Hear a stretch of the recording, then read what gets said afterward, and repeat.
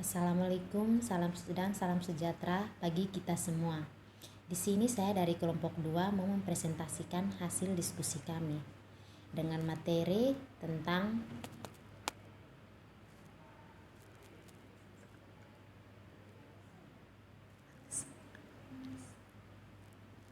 seks bebas.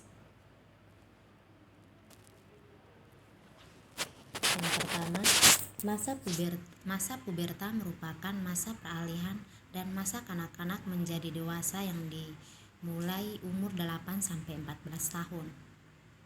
Awal pubertas dipengaruhi oleh berbagai faktor, diantaranya adalah bangsa, iklim, gizi, dan kebudayaan, serta ditandai dengan mulai tumbuh ciri-ciri peningkatan berat badan dan tinggi badan pada wanita, mengalami pembesaran buah dada, dan pada pria terjadi perubahan pada suara dan tumbuh jakun. Yang berikut penyebab terjadinya seks bebas. Awal mulai seorang remaja terjerumus ke dalam pergaulan bebas adalah salah bergaul dan mudah terpengaruhi oleh temannya yang tidak benar. Kebanyakan remaja ini ingin dipuji dan dikatakan gaul oleh teman-temannya tanpa memikirkan dampak dan akibat berkelanjutan.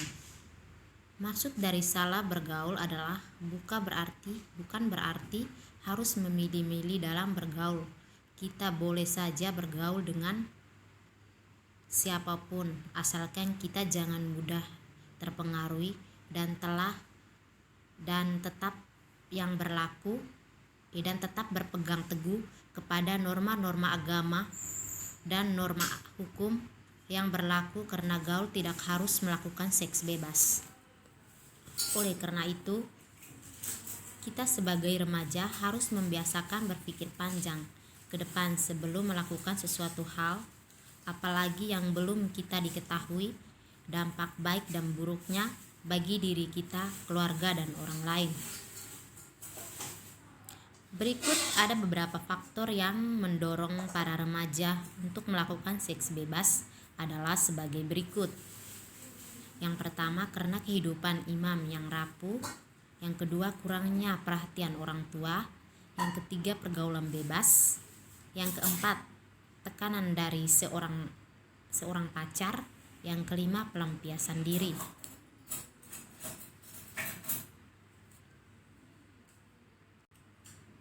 Yang berikut dampak dari seks bebas. Selain memiliki hukum haram,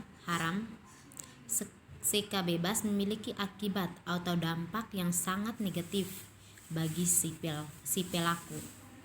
Seks bebas juga dapat menghilangkan rasa malu, padahal dalam agama, malu merupakan suatu hal yang amat ditekankan dan dianggap perhiasan yang sangat indah, khususnya bagi wanita. Selain itu, seks bebas juga dapat berakibat yang pertama, menghilangkan kehormatan. Yang kedua, prestasi cenderung menurun. Yang ketiga, ketagihan. Yang keempat, hamil di luar nikah. Yang kelima, absorpsi dan bunuh diri. Yang keenam, tercorengnya nama baik keluarga. Yang ketujuh, tekanan batin. Yang kedelapan, zina mengeluarkan bau busuk. Yang kesembilan, terjangkit penyakit. Yang ke-10, gangguan kejiwaan. Yang berikut cara pencegahan. Seks bebas yang terjadi pada remaja di mahasiswa dapat dicegah dengan beberapa upaya. Upaya-upaya tersebut antara lain: yang pertama, mempertebal keimanan dan ketaatan kepada Tuhannya. Yang kedua, menampakkan nilai-nilai agama, moral, etika, dan ketimurahan. Yang ketiga, pendidikan seks atau sex education. Yang keempat, menghindari perilaku yang akan merangsang seksual. Yang kelima, menegakkan aturan hukum. Yang keenam, pacaran sehat. Yang ketujuh, menjauhkan diri dari berudaan di tempat sepi. Yang kedelapan, menahat atau menikah. Yang berikut pandangan agama Islam terhadap seks bebas. Tidak ada satu agama pun yang mewajibkan pengikutnya untuk melakukan seks di luar nikah. Pandangan dari berbagai agama mengenai seks bebas pastilah negatif, terlebih lagi agama Islam. Dibuktikan dengan firman Allah SWT, dan janganlah kamu mendekati zina, sesungguhnya zina itu adalah suatu perbuatan yang keji dan suatu jalan yang buruk.